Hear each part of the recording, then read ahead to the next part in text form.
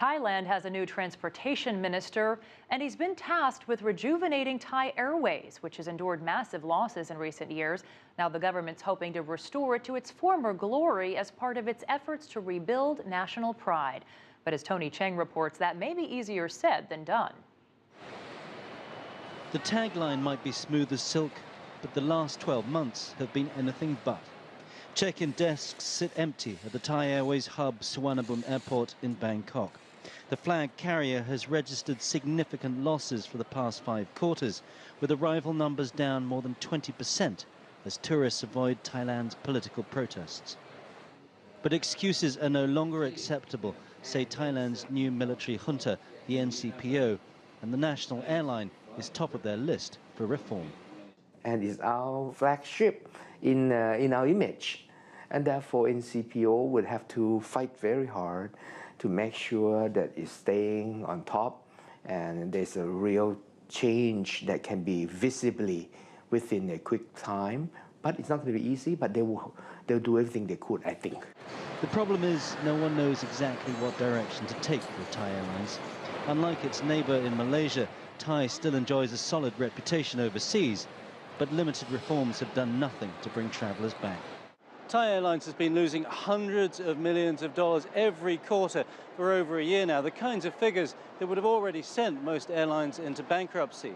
They've tried various promotions to tempt passengers back, but as you can see, they're still not coming. The problem is that here in Thailand, there's a perception that the brand is so big that it's too big to fail. One solution is radical cuts, both to the fleet and to staff. Bad management has left the airline top-heavy, with 20% too many planes and too many staff. Morale is so low that a rumour of mass resignations last week sent the share price tumbling.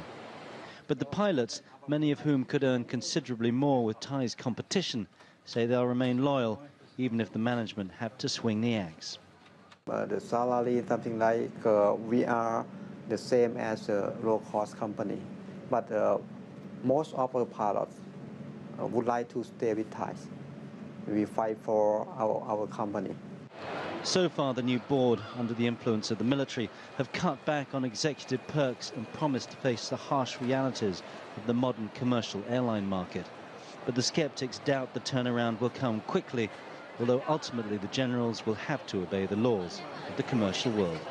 Whatever they do now would prove infeasible to turn it around sufficiently.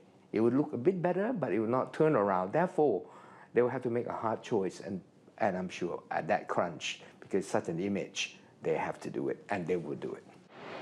With Malaysian Airlines struggling for survival, to lose another Asian airline seems unthinkable, and at this stage is unlikely. But with its heavy losses over the past 2 years, Thai Airways needs approval of $781 million in loans just to keep these planes in the air.